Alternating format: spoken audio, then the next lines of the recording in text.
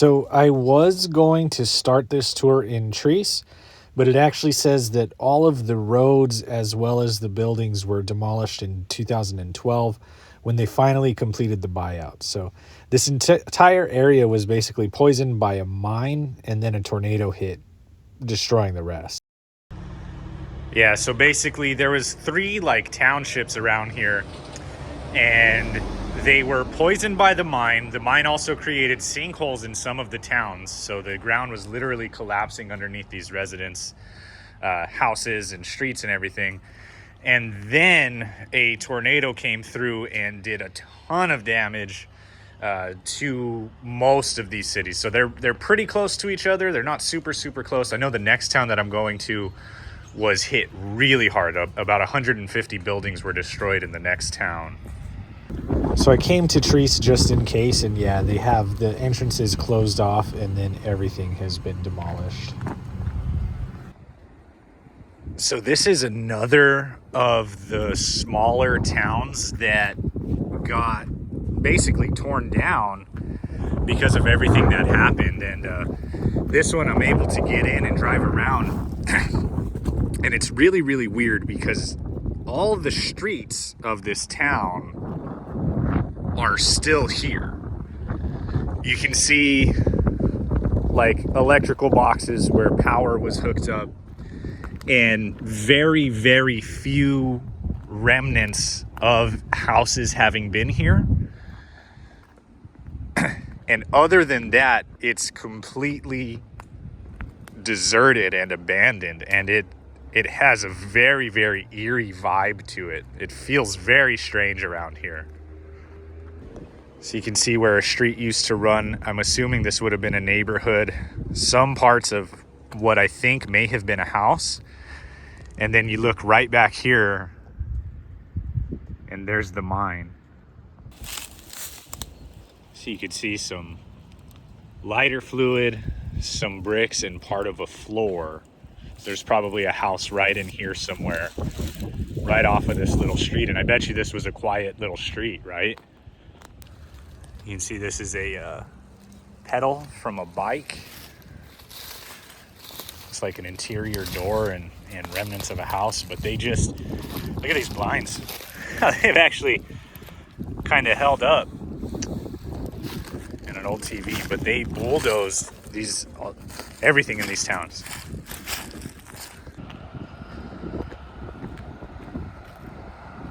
A driveway to one of the pads. So I'm here just a little too late to catch anything, super substantial.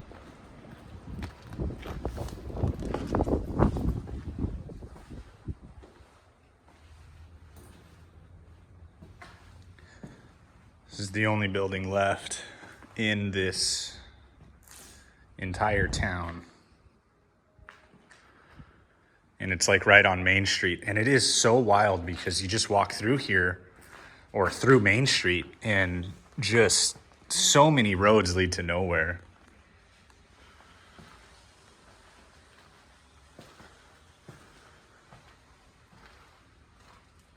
Kind of dark back here. So you go down here and they have all the driveways off of Main Street, and there's several roads, both ways actually. There is one building there. Both ways though are all fenced off, so you can't even drive on the roads. So you can see some footprints of some buildings. So these guys were the state football champs in 1984. They have this memorial in the town, kind of off of the main highway. And you can see back there, there's a bunch of buildings. Most of the buildings were either destroyed by the tornado or the government has taken them down. So they have some pictures of what the schools look like. And these were some pretty decent sized schools. This was definitely a decent sized town. So this town became part of the Environmental Protection Agency's Superfund Site program and remains the #1 Superfund site in America. A study completed in the 1990s found elevated blood levels in Tar Creek area children. So that was lead poisoning. So there was elevated lead in the water. So a study shows that 86% of PIcher buildings, including the town school, had been undermined as well. And on May 10th, 2008, an E4 tornado came through and destroyed approximately 150 homes. The federal government decided not to help rebuild, but to help evacuate. The EPA determined the area was too dangerous for people to continue inhabiting, and there were cave-ins. So I was planning on originally staying here, exploring ghost buildings, doing what I normally do in a ghost town, right? They are still very protective of this place. It's very, very interesting. There's a lot of government workers here. They're actually tearing down some buildings right now. So they're still tearing down some buildings, and I think, planning on finishing the demolition of all these places. But everywhere I go, it's fenced off. It says U.S. government property, right? It's fenced off. It says no trespassing. All the roads have had like trees or rocks or stones dropped in front of them behind the fence. So you can't even, they don't want you being able to drive in and drive around at all. And these are all ghost towns. And 3 times I have had the same U.S. Marshal drive by, and he's definitely keeping an eye on me, making me a little bit nervous, right? Obviously, I can't I can't do anything sketchy because he's definitely keeping an eye on me. But I'm like, so you have a U.S. Marshal just kind of patrolling these ghost towns because of everything that happened here. And I think that it's such a bad thing that happened to the residents here. Obviously, it's very dangerous as well. They probably don't want somebody to fall into one of these pits or sinkholes or whatever that the mines caused, but it's very, very interesting. I am going to have to find somewhere else to sleep and stay and explore for the rest of the day. But it's definitely been an interesting place to come and kind of explore. I can't believe that all of that happened, but yeah. They were poisoning the town's residents with the water because this was a lead and zinc mine, and literally poisoning the children here. And that's wild. And this is what I'm talking about right here. They have an actual marshal's office in the middle of this town where everything's abandoned. It's very weird that they would be protecting a ghost town the way that they are. So probably still some sketchy stuff going on there, and it is probably potentially very dangerous. All this that I'm driving by right here has the same U.S. property, no trespassing. So they're not letting anybody on any of this land. So because my plans have basically changed, they ran me, essentially they ran me out of that ghost town. Like there's no way I could stay there. I decided just to jump on Route 66, and I'll be stopping at every interesting thing that I see on Route 66 along the way. I think I'm going to take Route 66 all the way home. Obviously not going home today. It's going to take me a couple of days to get back. But my first stop here is a Mickey Mantle statue. So I am in Mickey Mantle's hometown, and they have a statue just outside of his high school. Mickey Mantle was the Commerce Comet, class of 49. So this is both really cool and sad. But I was driving by and I saw this abandoned putt-putt. There's also some batting cages over there, but I had to stop. Of course, I want to get some pictures of this, but I always hate seeing things like this go under. There's like a couple places like this in Albuquerque too. And I think it's just so cool. It's cool to have putt-putt. Like, this is somebody's dream. I would love to have a little place like this. Like, if I ran a little putt-putt course, I'd be so happy. And some cool batting cages as well. I'm going to stop and get some pictures and then just keep on moving down the road. Thank you for playing. Please come again. So this is the only remaining 9-foot section of original pavement on Route 66 here. You can see it's all busted up, but I'm parked on it. So I caught me a little piece of history right here. Whoa, check out this garage. No roof, but man, these stone walls last forever. Pretty cool.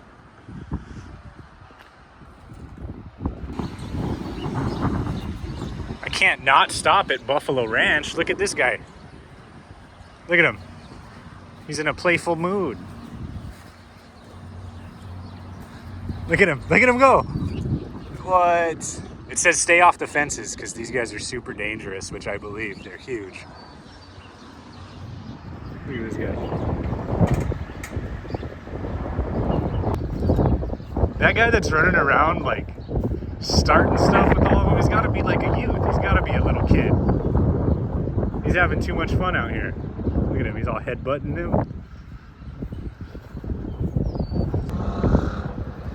There he goes again.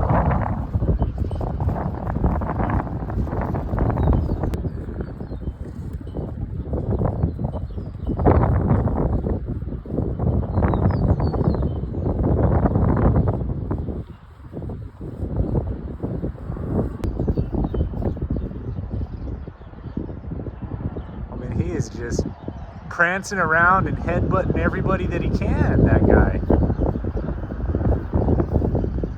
Watch, he's gonna go start it with this guy. Ah!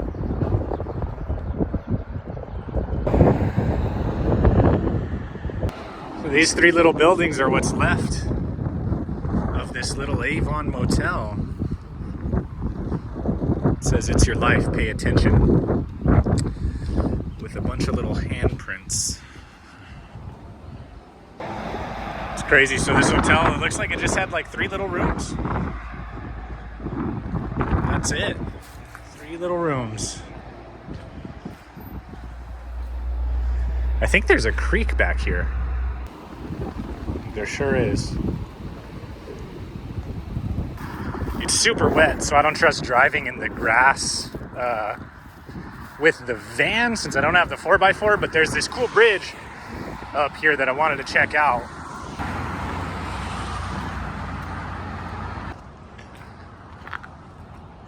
Always like to stop and check out these bridges. I think they're super cool. That's called Little Cabin Creek.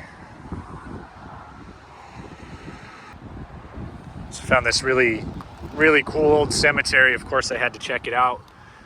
A lot of the dates are like mid 1800s. So I have yet to find something as far back as 17, but 18, like this one's 1859. Oh, actually, so this one's actually 1842. 1850. There's a historical bridge here, and it says it's the only remaining unaltered example of the modified Pratt through truss design in the state of Oklahoma. And apparently Chelsea, Oklahoma is home to all of these people. Gene Autry, pretty cool. They got a couple things. I might stop and check some stuff out over here. Here's the bridge though, and this is still in operation. I could drive over it. I just can't be more than 3 tons. Kind of interested though in this creek itself. If it looks like there's any fish in here. This is such a high bank though, I don't really know where to go down at. All right, I'm gonna call that creek a bust only because I can't find a very good way to get down there. If I can't get down there without my gear, I don't really want to carry all my gear down. So, I think I'm gonna cross the bridge though and kind of see where I come out at, so. Well, that was a little fast. I came out on the other side with not much to see, so onward I go. Decided to stop in here at Ed Galloway's Totem Pole Park. So this guy built all of these totem poles by hand between the years of 1937 and 1963. Kind of cool looking. So he used to live right there, and then he just built these. Definitely interesting. It's cement. Check it out. I think it's, what is that, a turtle? It's a turtle as the base, and then a bunch of birds and a cool face up there. And a bunch of little faces there. There's even an alien in the middle.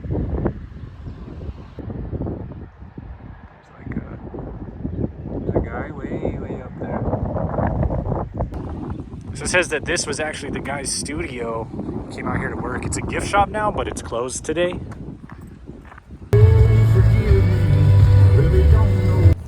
It's been raining pretty decently for a little while now, so I'm kind of done with the driving for the day. I don't really want to drive through this. I looked it up. It's supposed to rain the rest of the day pretty much. So I don't really want to drive in this. I found this really empty park, and I'm hoping that, you know, nobody really bothers me over here today, because I'm planning on sleeping there. But I'm going to come down here and check this out really quick. This is right by a river down here, so...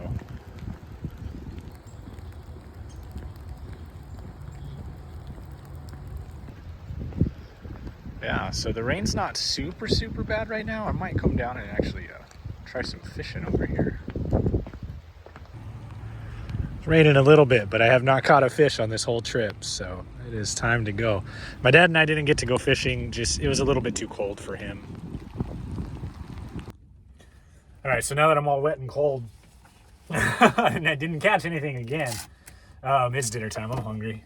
Tired and whatnot, so I am going to probably, since it's raining, this is just going to be one of those like a salad and a peanut butter and jelly sandwich kind of nights, and then I will be catching you guys up in the morning. See you guys later.